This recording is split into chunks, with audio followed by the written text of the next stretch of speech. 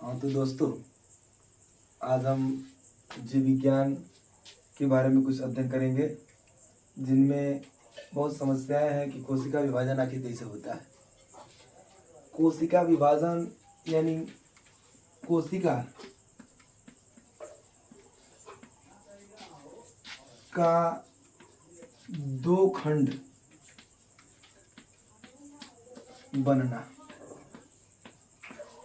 कोशिका का दो खंड बनना कोशिका विभाजन कहलाता है। यानी कोशिका विभाजन के फलस्वरूप जीवन हमारा जो है वृद्धि करता है आगे की तरफ। अर्थात हम ये कह सकते हैं कि कोशिका विभाजन होता है अगर, तो हमारा शरीर में विकास होता है। शरीर में विकास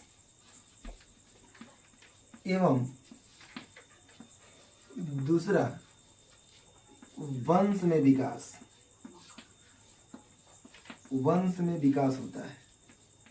अर्थात हम ये कह सकते हैं कि अगर बच्चा जो है छोटा से बड़ा होता है, अगर छोटा से बड़ा होता है तो उसके अंदर जो विभाजन होता है वो शरीर के अंदर विभाजन होता है।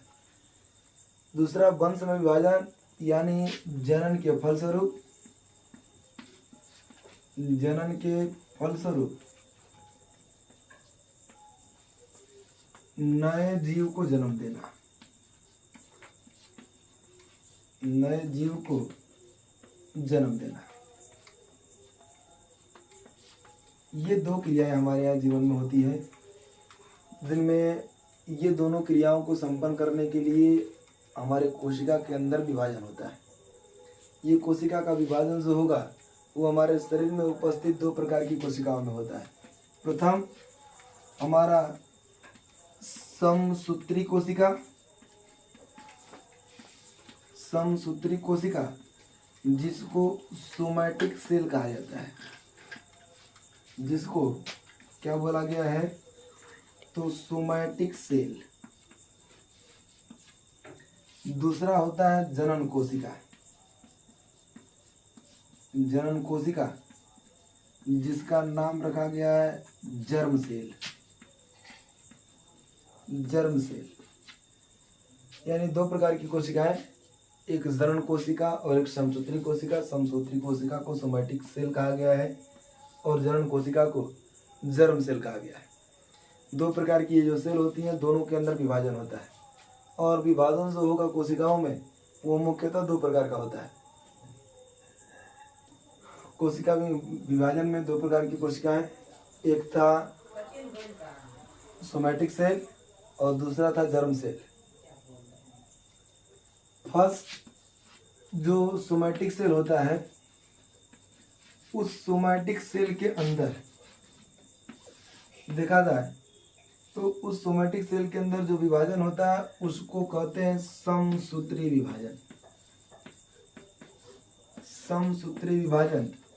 और दूसरे वाले जर्म सेल के अंदर, जर्म सेल के अंदर अगर विभाजन होता है तो उसको कहा जाता है अर्धसूत्री विभाजन।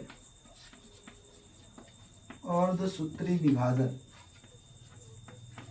और कोशिकाओं का विभाजन तभी संभव है जब ये दोनों जो है पूरी तरह से परिपक्व हो।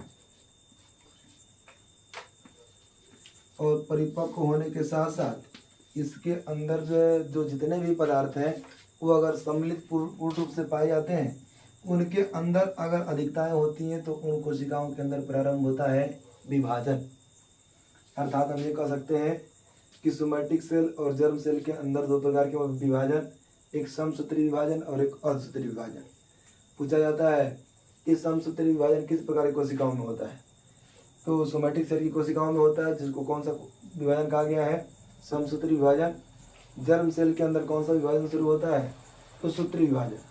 जो समसूत्री विभाजन होता है इसको मियोसिस कहा जाता है, माइटोसिस, माइटोसिस कहा जाता है। और जबकि अर्धसूत्री विभाजन को मियोसिस कहते हैं। ये दो प्रकार का विभाजन, एक माइटोसिस और एक मियोसिस।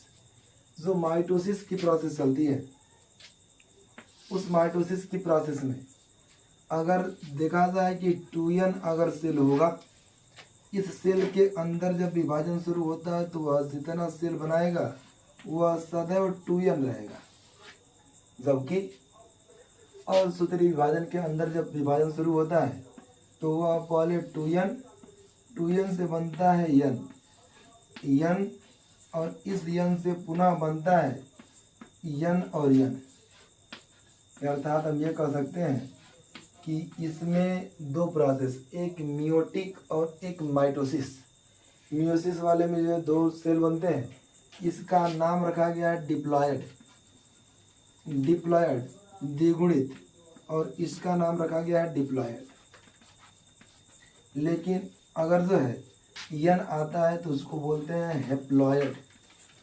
अगर n वैल्यू आ गया उसका नाम हेप्लॉयड, अगर 2n आता है तो उसको बोलते हैं डिप्लॉयड। दो प्रकार का विभाजन शुरू होता है, एक सोमैटिक सेल के अंदर, एक जर्म सेल के अंदर। सोमैटिक सेल के अंदर के विभाजन को समसूत्री विभाजन, इसको माइटोसिस। जर्म सेल के अंदर विभाजन को अर्धसूत्री विभाजन, जिसको मियोसिस कहा जाता है। ये कब प्रारंभ होगा? जब परिपक्व हो जाएगा तब। अर्थात यह 2n की कोशिकाएं 2n में बदलेंगी, जबकि 2n की कोशिकाएं अगर n में बदल जाती हैं उसको कहा जाता है मियोसिस। यानी अर्ध मतलब आधा, सूत्री मतलब कि गुणसूत्र, आधा आधा गुणसूत्र बनते हैं, इसको कहा जाता है अर्धसूत्री। अगर एक ही प्रकार का गुणसूत्र बनते हैं तो उसको बोलते हैं समसूत्री।